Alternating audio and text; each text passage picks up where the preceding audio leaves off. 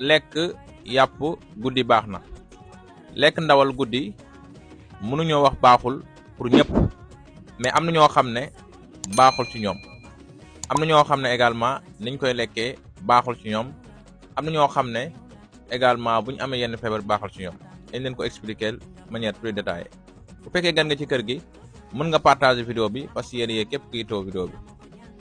lekk yàpp guddi ñi nga xam ne tey jii dañ leen koy wax ñu wàññi ko bu baax mooy ñi nga xam ne dañoo am diabète wala ñu am tension wala ñu am estomac nga xam ne estomac bi bëggul biir bi di diis waxuma laa nag nga lekk ko guddi nga xam ne da nga koy lekk dem tëdd loolu baaxul ci ñoom.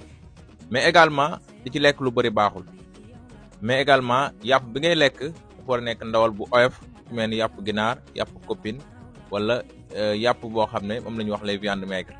waaye viande grasse yi nga xam ne nii ndawal bu xonq bu diis bi nga lekk ci lu bari daal di tëdd loolu day indi jafe-jafe. moo tax boo ko lekkee dañuy wax nga toog 2 waxtu jàpp 3 waxtu doo di mën a tëdd nga dem doxantu ay 4 fukki jéego jàpp 1 jéego bu doo di mën a ñëw tëdd. bu dee mag la également mu lekk ci lu yem même bu dee viande maigre bi la. loolu moo nekkoon tontu bi soo amee question mën nga ko bàyyi ci commentaire yi pour beneen vidéo jërë ngeen jëf.